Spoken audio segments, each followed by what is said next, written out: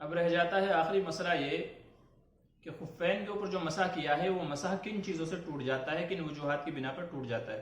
تو یاد رکھیں کہ علماء نے چند چیزیں اس کے اندر بیان کی ہیں کہ جن کی وجہ سے خفین کے اوپر جو مسح کیا ہے وہ ٹوٹ جاتا ہے۔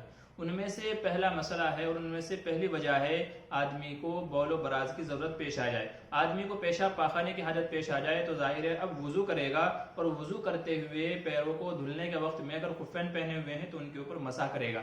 اس سے پہلے کا جو مسح کیا ہوا تھا تو پیشاب پاخانے کی وجہ سے وہ مسح ٹوٹ گیا، اور اب جب نیا وضو کر رہا ہے تو وضو کرتے ہوئے خفین کے اوپر مسح کرے گا۔ تو یہ پہلی وجہ ہے کہ جس کی وجہ سے خفین کے اوپر جو مسح کیا تھا وہ ختم ہو گیا، ٹوٹ گیا، اور اب دوبارہ خفین کے اوپر مسح کرنا ضروری ہے۔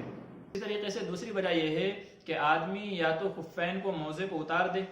آدمی نے اگر ایک پیر کے موزے کو یا ایک پیر سے خفین کو اتار دیا تو بھی مسح ٹوٹ جائے گا، یا تو پیر کا اکثر حصہ، خفین سے پیر کا اکثر حصہ باہر آ گیا۔ مثال کے طور پہ جو آج کل خفین آتے ہیں ان میں چین لگی ہوئی ہوتی ہے، تو وہ چین کھل گئی ہے، اور چین کھلنے کی وجہ سے پیر کا جو اکثر حصہ ہے وہ باہر آ گیا ہے۔ تو ان دونوں صورتوں میں یا تو آدمی ایک پیر کا خفین اتار دے، موزہ اتار دے، یا تو کسی ایک پیر کا اکثر حصہ خفین سے باہر آ جائے، وہ چاہے تو موزہ پھٹا ہوا ہو اس کی وجہ سے، یا تو چین کھل گئی ہو اس کی وجہ سے، یا تو موزے ڈھیلے ہوں اور وہ چلتے ہوئے نکل گئے ہوں۔ تو ان تمام صورتوں میں، ان سبھی صورتوں میں مسح ٹوٹ جائے گا۔ اب آگے کنٹینیو کرنے کے لیے ضروری ہے کہ دوبارہ خفین کے اوپر مسح کرے۔ تو یہ دوسری وجہ ہے کہ جس کی وجہ سے خفین کے اوپر جو مسح کیا تھا شروع میں وہ ٹوٹ جاتا ہے، بلکہ نیا مسح کرنا ضروری ہے۔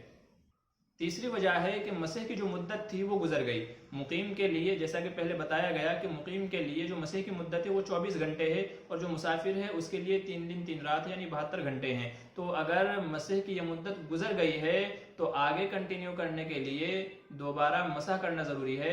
یہ مدت جیسے ہی گزر جائے گی تو جو مسح جو چلا آ رہا تھا خفین کے اوپر تو وہ مسح ٹوٹ جائے گا۔ تو یہ تیسری وجہ ہے کہ مسح کی جو مدت تھی 24 گھنٹے یا 72 گھنٹے وہ اگر گزر گئی تو اس کی وجہ سے بھی مسح ٹوٹ جائے گا، بلکہ آگے کنٹینیو کرنے کے لیے مسح دوبارہ کرنا ضروری ہے۔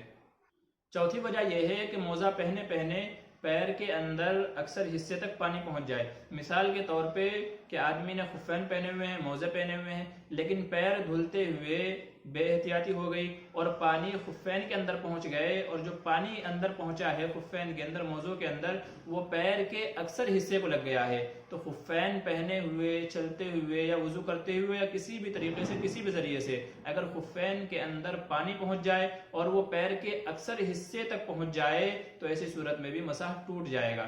تو یہ جو ہے چوتھی وجہ ہے کہ جس کی وجہ سے خفین کے اوپر جو مسح کیا تھا وہ مسح ٹوٹ جاتا ہے۔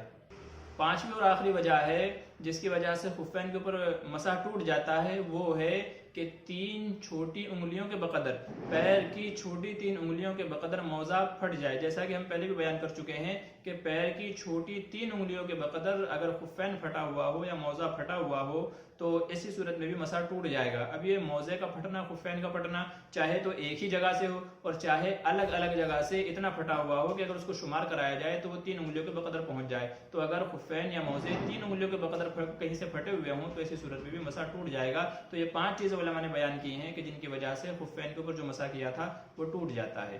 دعا فرمائے کہ اللہ تعالیٰ کہنے سننے سے زیادہ عمل کی توفیق نصیب فرمائے، آمین ثم آمین۔